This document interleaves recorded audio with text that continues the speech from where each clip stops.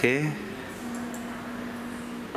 Pasca ambruk pengerjaan proyek jembatan penghubung, lokasi kejadian juga telah dipasang garis polisi.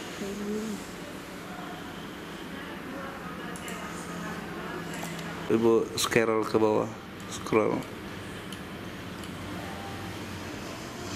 Ini orang semua mau jumpa Bu Wi.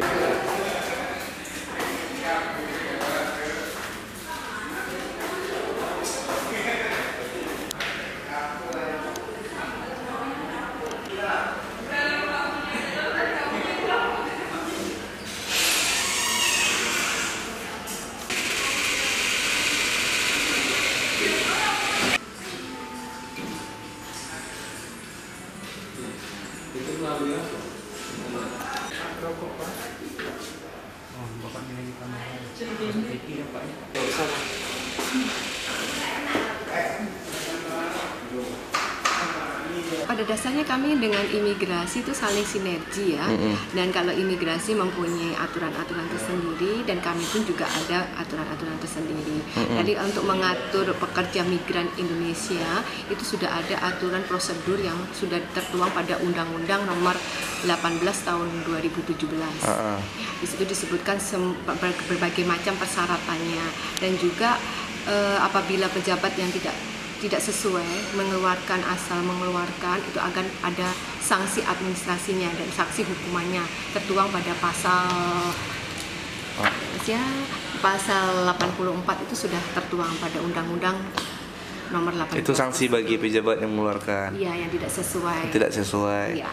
Coba Ibu ceritain sedikit persyaratan apa yang dibutuhkan untuk Dinas Tenaga Kerja bisa mengeluarkan rekomendasi bagi pekerja tersebut untuk membuat paspor gitu.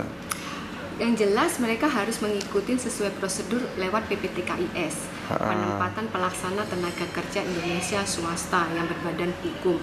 Nah, dia harus mengeluarkan di situ macam berbagai persyaratan yang meliputi surat nikah, kemudian surat izin suami atau istri, sertifikat kompetensi, visa kerja, perjanjian penempatan kerja, dan perjanjian kerja. Dari situ nanti kita bisa mengakses melalui sistem online. Itu tanggapan Ibu seperti apa? Kan saat ini untuk ke sana itu agak sulit mereka bekerja gitu. Ya kalau menurut saya sih bagusnya kita bekerja harus mengikuti sesuai prosedur, lebih aman, kita nyaman bekerja, tidak merasa terkejar-kejar. Intinya kalau kita melaksanakan sesuai prosedur itu kita tenang. Tenang Bu ya. Iya, tenang. Tadi ada Ibu sebutkan tentang PPTKIS. Saya Bu jelaskan nggak apa itu PPTKIS itu? PPTKIS itu penempatan pelaksana penempatan tenaga kerja Indonesia swasta yang mana mereka bekerja untuk merekrut pekerja-pekerja migran yang jelas-jelas sesuai dengan prosedur untuk pergi ke luar negeri, bekerja ke luar negeri yang sudah ada persyaratannya di Undang-Undang Nomor 18 Tahun 2017 itu. Oh gitu. Untuk daerah Karimun sendiri ada nggak PPTKIS itu?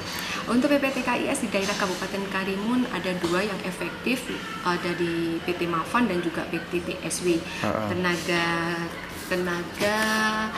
Tenaga Sejahtera Wirasta. Oh gitu. Banyak nih yang bekerja seperti itu. Sejauh ini ya. Seperti apa pantauan Ibu yang bagi yang pernah ngikut di sini di PPTKIS? Ya, untuk PPTKIS yang di tempat kita di Kabupaten Karimun itu rata-rata dari luar Kabupaten Karimun. Oh gitu. Banyak daerah-daerah luar Kabupaten Karimun, contohnya di Jalur Jawa, yang paling banyak Jawa, kemudian nanti ada yang bagian Sumatera, Meranti, dan Riau, daratan Riau. Oh gitu. Iya. Kenapa kita Karimun nggak tertarik untuk ikut? Sebetulnya dengan cara ini mereka lebih mudah gitu. Lebih aman ya, kalau misalnya mereka warga kita tergabung pada PPTKIS, mereka lebih aman, lebih tenang bekerja. Mungkin karena lokasi kita strategis sepadan ya dengan negara tetangga, jadi otomatis mereka lebih memilih yang efektif bisa pulang 28 hari, bisa pulang, balik lagi. Oh gitu. Iya. Kalau dengan PPTKIS ini ada kontrak kerja berarti ya? Ada, semua ada kontrak kerja, perjanjian kerja semua sudah tertuang. Jadi sebelum mereka berangkat, mereka sudah dilatih juga yang namanya PAP, yaitu pembekalan akhir pemberangkatan. Jadi mereka akan diberi pengetahuan macam mana nanti di negara yang akan dituju, hak dan kewajibannya seperti apa yang boleh dilakukan di negara yang akan dituju, itu akan ada PAP-nya.